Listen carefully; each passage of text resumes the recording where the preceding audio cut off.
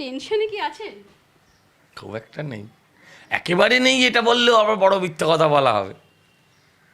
কিন্তু দেখুন, এরপর যদি কিছু হয় তাহলে আর কিছু বলার থাকবে না আর কি।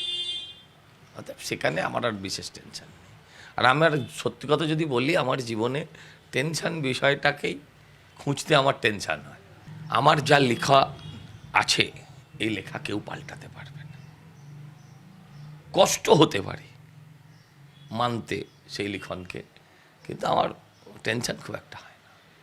কি আশা করছেন, কেমন হবে ফলাফল? জিতবো, জিতবো, ফেয়ার মার্জিনে জিতবো। পুজো না, নমস্কার আমি প্রতিদিনই বাড়ি থেকে বেরোনোর আগে বাবা মা সহ যারা দেবদেবী, যাদের আমি আরাধ্য দেবতা, তাদের আমি প্রণাম করেই বেরোই। এটা রুটিন, এটার মধ্যে অন্য কিছু নেই। brought to you by মনের শাড়ি, ঈশ্বরচন্দ্র পাল, গঙ্গাপ্রসাদ পাল।